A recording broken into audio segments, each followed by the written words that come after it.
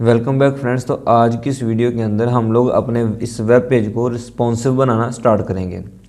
तो दोस्तों आज की इस वीडियो के अंदर हम लोग ना जो हमारी ये इमेज आपको नज़र आ रही है बैकग्राउंड इमेज, इसको रिस्पॉन्सिव बनाएंगे और इसको डिफरेंट डिवाइसेस के लिए बेहतर लुकिंग या गुड लुकिंग बनाएंगे।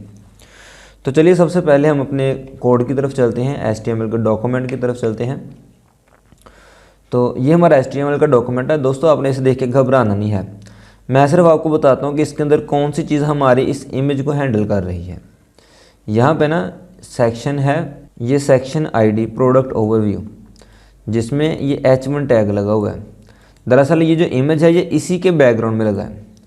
इस सेक्शन को हमने ID दी है प्रोडक्ट ओवरव्यू, और अगर हम CSS की क्लास में देखें तो ये प्रोडक्ट ओवरव्यू है और ये इसकी बैकग्राउंड इमेज है। ये इसको प्रॉपर्टीज़ दी हुई हैं, कर्सर पॉइंटर दिया, विड्थ इसकी 100% और हाइट इसकी 80 VH मतलब व्यू पोर्ट हाइट की 80% है।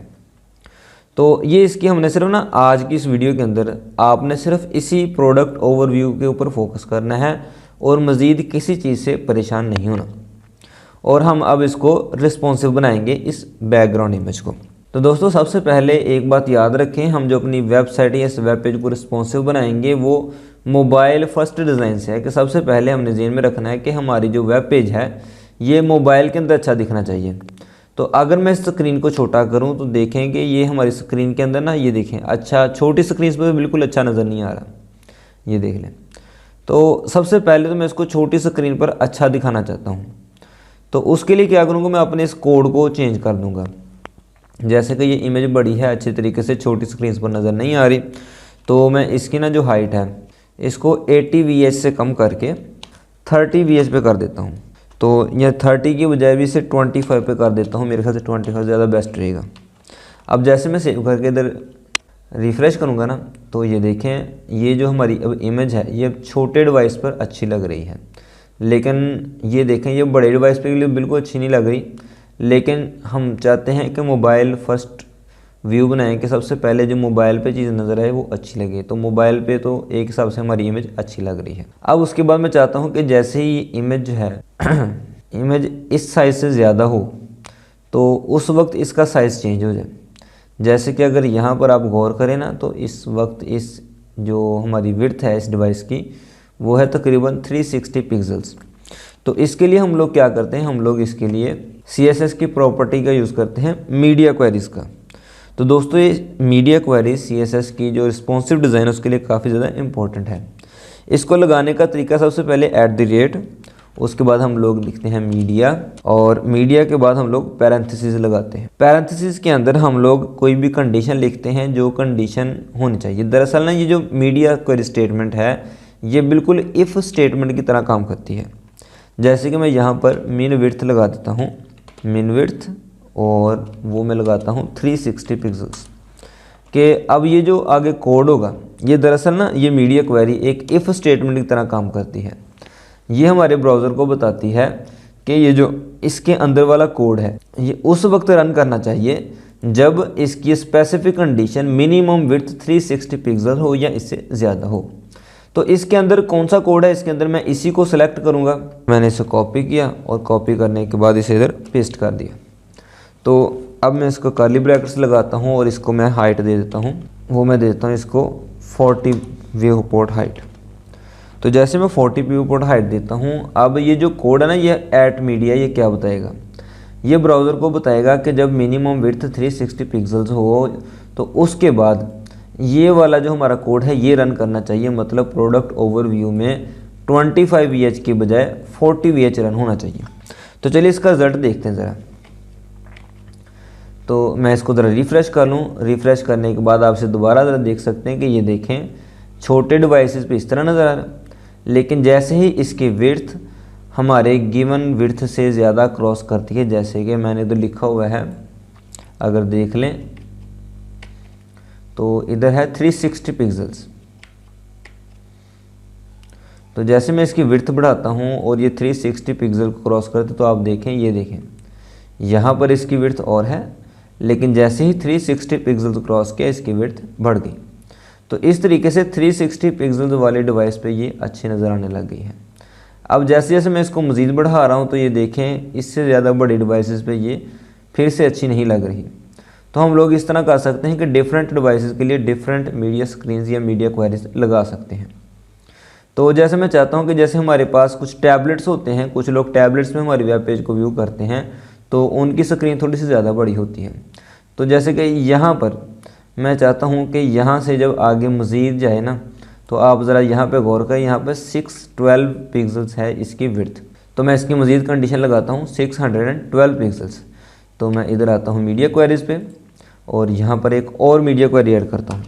आप लोग एक से ज़्यादा मीडिया क्वेरीज़ ऐड कर सकते हैं। तो मैंने एक और मीडिया क्वेरी ऐड की और इसके अंदर मैंने कंडीशन लगाई मिन विड्थ और वो मैंने लगाई 610 पिक्सल्स।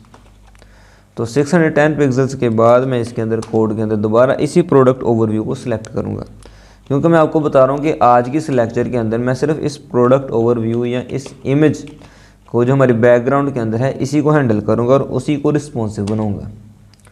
तो इसको मैं हाइट दे देता हूँ 60 VH की, यानी कि 60 व्यू पोर्ट हाइट की। अब क्या होगा कि जैसे ही जो कंडीशन है वो 360 को मैट करेगी तो 40 व्यू पोर्ट हाइट, और जैसे ही 610 को मैट करेगी तो 60 व्यू पोर्ट हाइट हो जाएगी।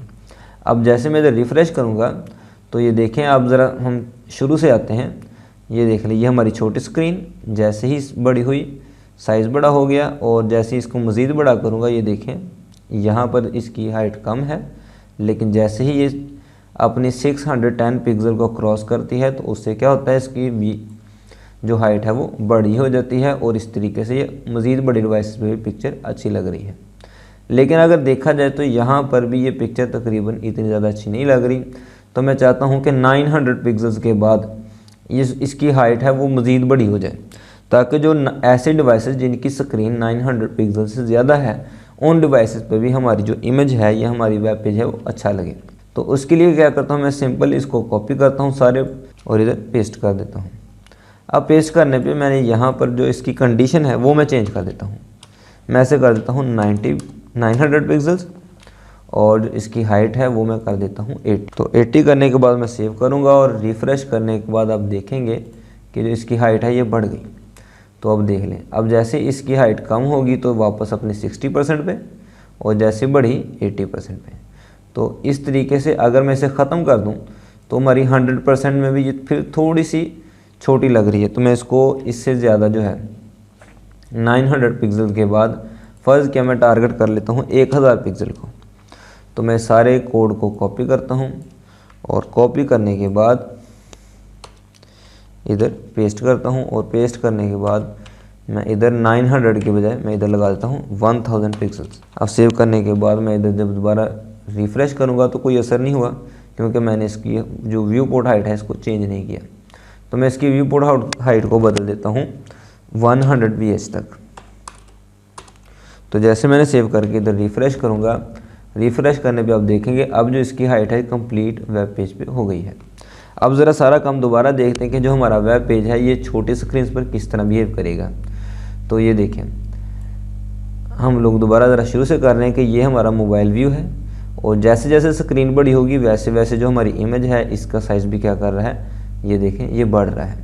तो इस तरीके से जो चाहे जो मर्ज़ी साइज़ हो हमारी जो स्क्रीन है उस हिसाब से ये जो इमेज है ये हमेशा अच्छी लगेगी। और इस तरीके से हम मीडिया क्वेरीज को यूज़ करके किसी भी वेब पेज को रिस्पॉन्सिव बना सकते हैं। तो उम्मीद है आपको आज की वीडियो पसंद आई होगी, और ये जो रिस्पॉन्सिव बनाने के लिहाज से मैं आगे मज़ीद आपको वीडियोज़ लाऊंगा, क्योंकि मैं आपको अच्छे तरीके से एक वेबसाइट को रिस्पॉन्सिव बनाना सिखाऊंगा।